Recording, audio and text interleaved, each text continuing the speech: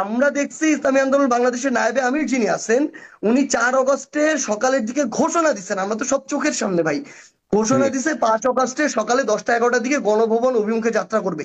এটা তো আমাদের স্ট্রেংথ বাড়াইছে, এটা আমার স্বীকার করতে সমস্যা উনি কোথায়? নিজেই তো সেম প্রথম ভাবে তো উনি তো নিজেই প্রথম পুলিশের কড়ন ভাঙলেন, নিজেই 146 ধারা জারি ভাঙার জন্য তো নেমে এগুলা এসেছেন। আমরা যদি বলি, এটাকে তাহলে গদগদ কিভাবে হয় ভাই? যে যেটুকু ডিজার্ভ করে তাকে আমরা সেটুকু বলবো না কেন? না বললে তো আমার সংকীর্ণ মনতা। আমরা তো চাই ইতিহাস যেভাবে হয়েছে ওইভাবেই লিখা হোক। তো এটা কেউ যদি এভাবে রিপ্রেজেন্ট করার চেষ্টা করে, আমরা এটাকে পাত্তা দিচ্ছি না ভাই। যতদিন পর্যন্ত শেখ হাসিনার পদত্যাগ না হবে ততদিন পর্যন্ত রাজপথ ছাড়বে না ইনশাআল্লাহ। শুধু দাবি একটা, দাওয়া একটা, ওই গণভবন দখল করতে হবে। আমার ভাই হসপিটালে ঢুকে দিলে মরছে, আমার ভাই জেলখানে অবরুদ্ধ অবস্থায় আছে, আমার ভাই কবরের মধ্যে চলে গেছে। ওদের বিচার না করা পর্যন্ত রাজপথ ছাড়বে না ইনশাআল্লাহ। আমি প্রশাসনের ভাই থেকে বলতে চাই, আমি আর্মি থেকে বলতে চাই, পুলিশ থেকে বলতে চাই, জনগণের টাকায় বুলেট যেন জনগণের বুকে বিদ্ধ না হয়। ইসলামী আন্দোলন বাংলাদেশ পেশার চরমানাই প্রথম থেকে ছিল, আছে, থাকবে ইনশাআল্লাহ।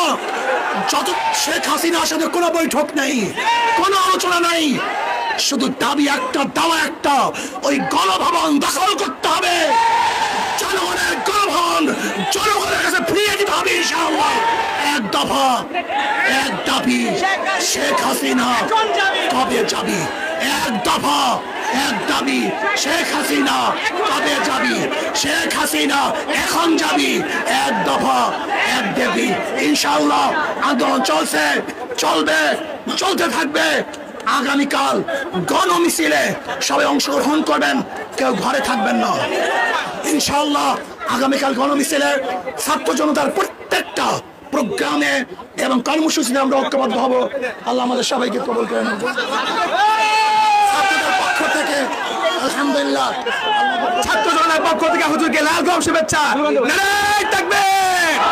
আমি যদি আমার স্কুলের কাউকে স্বীকৃতি দিতে পারি, আমি কেন মাদ্রাসার কাউকে দিতে পারবো না? আমি যদি মাদ্রাসার কাউকে দিতে পারি, আমি কেন ইসলামী আন্দোলন বাংলাদেশকে স্বীকৃতি দিতে পারবো না? তারা তো ছিল।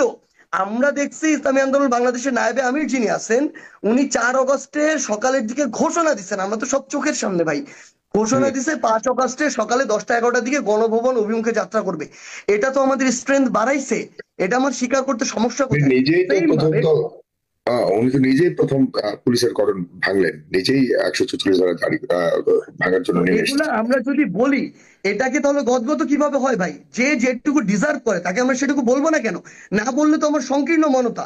আমরা তো চাই ইতিহাস যেভাবে হয়েছে ওইভাবেই লিখা হোক। তো এটা কেউ যদি এভাবে রিপ্রেজেন্ট করার চেষ্টা করে, আমরা এটাকে পাত্তা দিচ্ছি না ভাই। আচ্ছা, একদম।